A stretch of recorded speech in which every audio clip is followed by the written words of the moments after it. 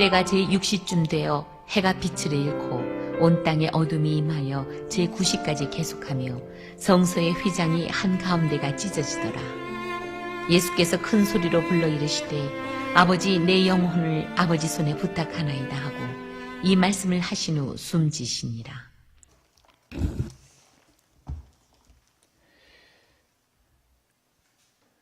예수께서 십자가를 지심은 웬 말일까? 예수께서 십자가를 지심은 바로 구약의 선지자들과 예언자들이 말씀한 대로 하나님의 새로운 시대, 새 언약의 시대, 또 그리고 하나님의 새 하늘과 새 땅에 하나님의 새 예루살렘 성, 그 놀라운 은혜의 시간이 열리게 되는 것을 위해서 주님이 십자가 지셨습니다. 우리 하나님께서 예수 그리스도께서 몸 대신 그 머릿돌 대신 그 몸을 통하여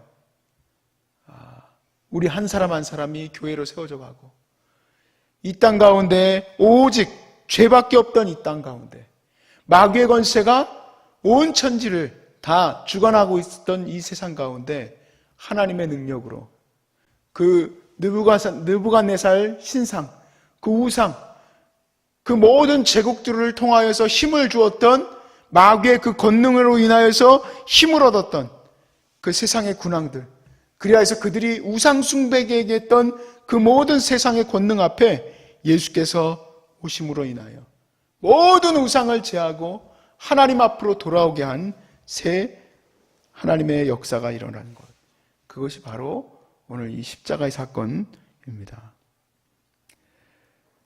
예수님께서 머릿돌 대신 이 교회는 대체가 불가능합니다.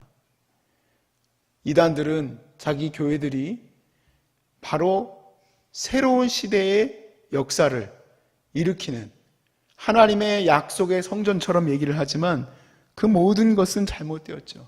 왜냐하면 그 어떠한 것도 예수님께서 머릿돌 대신 이 성전과 비교할 수 있는 것이 이 땅에는 존재하지 않기 때문에 그렇습니다. 하나님이 만드신 이 새로운 교회 시대, 이것은 바로 무엇입니까? 하늘 보좌에 하나님의 지성소가 있고 그리고 이 땅 모든 곳이 하나님의 성소가 되는 그러한 시대가 열리게 된 것이죠. 그래서 오늘 본문에는 누가복음에는 이 부분이 아주 짧게 나와 있지만 마태복음에는 이렇게 기록이 되어 있습니다. 예수님을 십자가에 못 박던 사람들이 마태복음 26장 61절에 보니까 하나님의 성전을 열고 사흘 동안에 지을 수 있다 하더라. 이 사람이 그렇게 할 수 있다라고 얘기했다. 한번 해봐라 라고 얘기를 해요. 27장 40절에서도 이르되 성전을 열고 사흘 만에 짓는 자여 네가 만일 하나님의 아들이거든 자기를 구원하고 십자가에서 내려오라. 왜 이 부분이 들어가 있고 강조가 되었을까요? 왜냐하면 예수님의 십자가 지심으로 하나님의 성전이 새롭게 시작되기 때문에 그렇습니다. 오늘 본문에 보니까 44절에서 45절 말씀 다시 한번 보시면 제6시쯤 되어 해가 빛을 잃고 온 땅에 어둠이 임하여 제9시까지 계속되매 성소의 휘장이 한가운데가 찢어지더라. 성소의 휘장이 찢어졌다고 돼 있어요. 우리가 잠시 성소의 휘장이 무엇인지 한번 나누기를 원합니다. 성소의 휘장.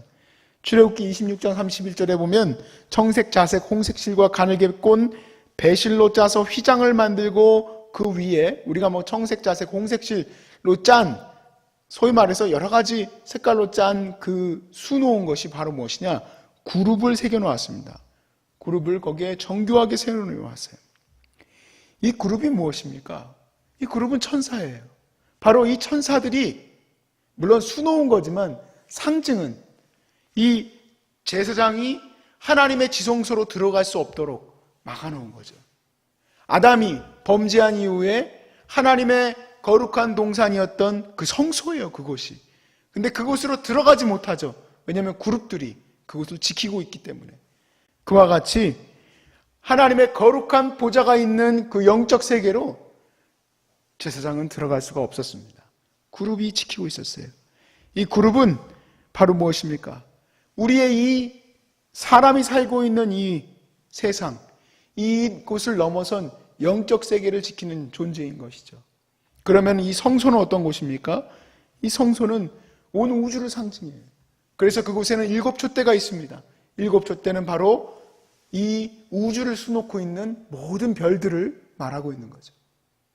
그리고 그곳은 빛이 비추고 있지만 그 빛을 뚫고 그룹을 열고 휘장을 열고 그 안으로 지성소 가장 거룩한 곳으로 들어가면 그곳에는 아무 빛도 없습니다. 왜 아무 빛도 없을까요? 그곳은 하나님이 계신 곳이기 때문에 그러합니다. 하나님이 계신 곳이기 때문에 아무 빛도 존재하지 않고 거기에는 언약궤 그리고 그룹과 그룹이 맞닿은 곳 시온자에는 바로 하나님이 임하시는 곳 하나님의 발등상입니다. 언약궤는. 그래서 이 지성소와 성소와 이 장막은 모든 것은 바로 온 우주를 말하고 있는 거예요. 이 온 우주를 말하고 있고 또 그리고 안뜰로 들어오게 되면은 거기는 바로 우리가 살고 있는 이 땅을 말합니다. 그래서 물두멍, 그냥 물두멍인데 그거를 바다라 부르죠. 그리고 제단은 그 제단 다리를 뭐라고 부릅니까? 그것을 높은 산이라 부릅니다. 왜 그럴까요? 하나님께 유목 생활을 할 때부터 항상 산 위에서 하나님께 예배를 드렸어요. 산을 갖다 놓을 수는 없잖아요. 그래서 그 제단을 높은 산 위에 있는 제단과 같이 여기게 하셨어요. 그래서 그 높은 산을 지나 우리가 우주를 넘어서서 하나님의 보좌 앞으로 나가는 것이 모든 것이 상징적으로 되어 있는 것이 바로 이 지성소인데 그 그룹이 지키고 있었던 그 휘장이 찢어졌다 그럽니다. 그 휘장이 찢어졌어요. 그룹이 지키고 있었던 그 지성소가 찢어지면서 그곳으로 우리 모든 하나님의 백성이 들어갈 수 있도록 하나님께서 열어주신 줄로 믿습니다. 예수 그리스도의 몸을 찢기어서 우리가 하나님의 보좌 앞으로 나아갈 수 있게 되었어요. 이 죄된 인간이 그곳으로 들어갈 수 있게 되었어요.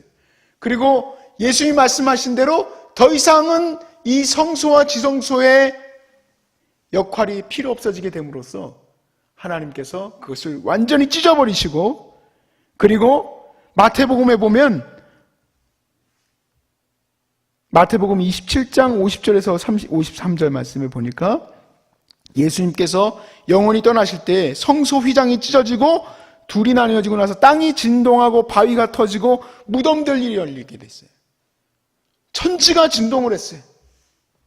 새 시대가 열렸음을 이제 보여주고 계시는 거죠. 새 시대. 하나님께서 약속하신 대로 온 하나님의 영광이 물이 바다다품 같이 온 세상에 가득하게 되는 그 시대가 열리게 된 거죠. 하나님께서 말씀하신 대로 에스겔의 그 성전, 물이 차고 올라서 넘쳐나는 그 놀라운 성전, 성령의 역사가 물이 차오르듯이 넘쳐나는 그 성전이 바로 이 예수께서 휘장을 찢고 새로 지으신 바로 그 성전이죠. 그래서 우리 그리스도인들은 예수를 믿는 새로운 피조물이 된 겁니다. 새 창조의 역사가 시작되어진 거예요. 교회들이 부패하고 또 교회들이 연약해질 때마다 이단들은 들고 일어나서 우리 교회가 최고다, 우리 교회가 최고다 하지만요, 그건 다 잘못된 생각이에요. 교회가 또 사람이 조직이 이루어지게 되면 어느 곳이나 부패하게 됩니다. 우리 소중한 사람도 부디 그런 일은 없도록 기도를 많이 해야 돼요. 사람이 세워지고 조직이 세워지고 그곳이 계속해서 굳어지기 시작하면 어느 곳이나 다 부패할 수밖에 없어요. 다 어려워질 수밖에 없어요. 다 괴로움의 모습, 죄된 모습이 있을 수밖에 없어요. 그럼에도 불구하고 우리 하나님은 처음 2000년 전 때부터 지금까지 사람은 부패하고 어렵고 힘겹게 만들지만 하나님은 일하셨어요. 하나님이 지금껏 일하셔서 하나님의 놀라운 방법으로 우리에게도 복음의 은혜가 전해지게 하시고 하나님이 하나님의 뜻대로 일하는 자들과 함께 하나님의 새 역사를 이루어 가시고 계시다 이 얘기입니다. 얼마나 감사합니까? 사도 바울이 우리에 대해서 이렇게 얘기합니다. 그런즉 누구든지 그리스도 안에 있으면 새로운 피조물이라. 새로운 피조물이에요. 새 창조의 역사가 시작된 거예요.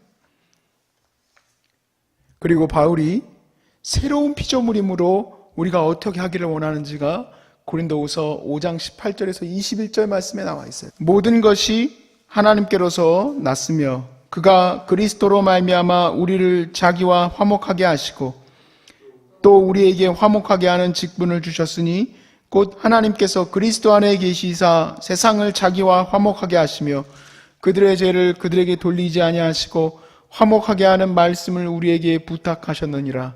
그러므로 우리가 그리스도를 대신하여 사신이 되어 우리를 통하여 우리를 권면한 것과 같이 그리스도를 대신하여 간청하노니 너희는 하나님과 화목하라. 하나님이 죄를 알지도 못하신 이를 우리를 대신하여 죄로 삼으신 것은 우리로 하여금 그 안에서 하나님의 의가 되게 하려 하심이라. 아멘. 그래서 우리 새로운 피조물, 우리 그리스도 안에 있는 자들에게 사도 바울이 뭐라 권면합니까? 하나님과 화목하라는 거예요. 그 하나님께서 저 멀리 대제사장이 아니고는 갈 수 없는 그곳에 계신 것이 아니라 이제 그 문이 활짝 열렸고 은혜의 보좌 앞으로 담대히 나아갈 기회가 열렸으니 너희는 하나님과 화목하라고 한 겁니다. 우리의 모든 연약함의 시간, 고난의 시간, 어려움의 시간에서 하나님, 나는 하나님의 원수입니까? 하나님과 잘못된 관계를 맺고 있습니까? 그렇게 원망하고 힘들어하고 낭망할 것이 아니고 또 그리고 죄의 자리에서 정말 끊임없이 하나님의 원수된 자로서 살아갈 것이 아니라 우리 주님이 열어놓으신 이 생명의 길, 이 거룩의 길을 향해서 우리가 함께 담대히 나가야 될 줄로 믿습니다. 우리 하나님과 함께 화목함을 누리시고 우리 주님이 부활하신 그 은혜를 함께 우리가 누릴 수 있기를 주의 이름으로 축복합니다.